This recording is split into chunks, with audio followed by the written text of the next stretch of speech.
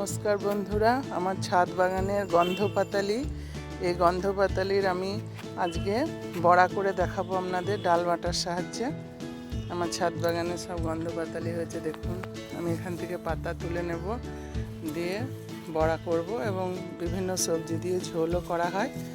আজকে আমি বড়াটাই করব।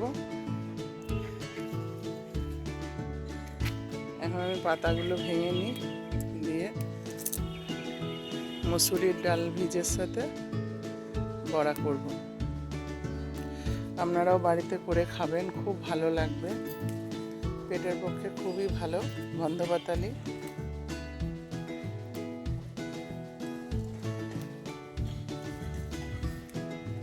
তারপরে আবার দেখাচ্ছি।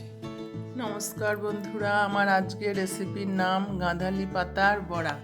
তার জন্য আমি গন্ধপাতালি পাতার বড়া বানাবার জন্য মসুরির ডাল ভিজিয়েছি, একটু রসুন নিয়েছি, লঙ্কা নিয়েছি, একটু নারকেল কুচি নিয়েছি, আর দেখুন এই পাতাগুলো, এগুলো আমি একসঙ্গে মিক্সিতে বেটে নেব, তারপর বড়া করব।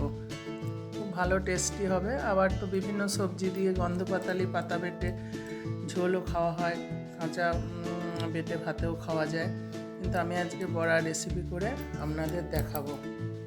নমস্কার নমস্কার বন্ধুরা, আমার আজকে রেসিপির নাম গন্ধপাতালি পাতার বড়া।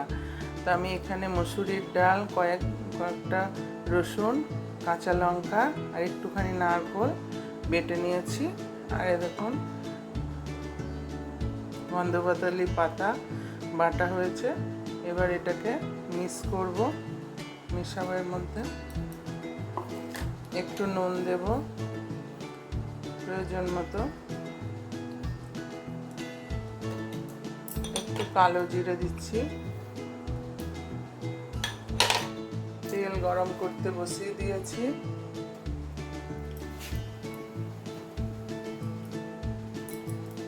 এবার এটা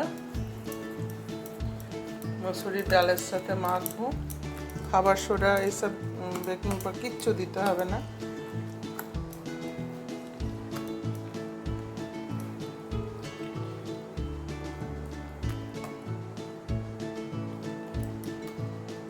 গন্ধপাতালির বড়া করেও ঝোল করা হয় বিভিন্ন সবজির সাথে, আমি এখানে বড়াটাই করব।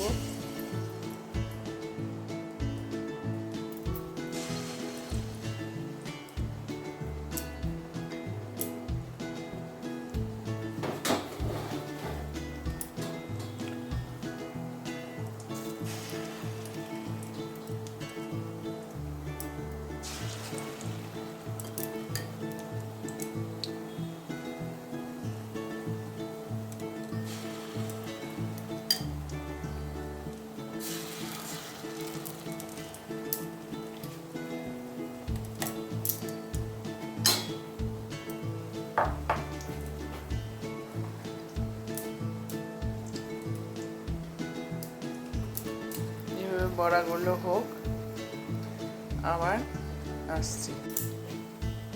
দেখুন বন্ধুরা, বড়াগুলো হয়ে এসছে। মসুরির ডালের বড়া কে বলবে, গাঢ় সবুজ রঙের হয়েছে, গন্ধপাতালির পাতার কালারটা চলে এসছে। এগুলো এক এক করে তুলে নিচ্ছি।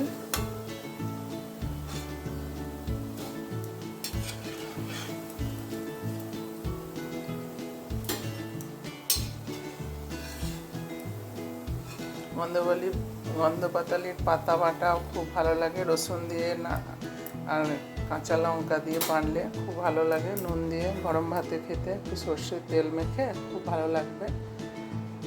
আর কটা আছে করে নিই, দিয়ে দেখাচ্ছি আপনাদের।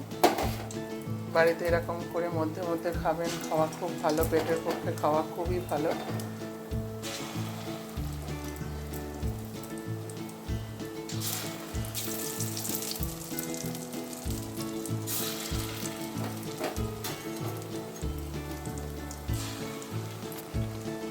আবার তুলে নিয়ে ভাজা করে নিয়ে দেখাচ্ছি।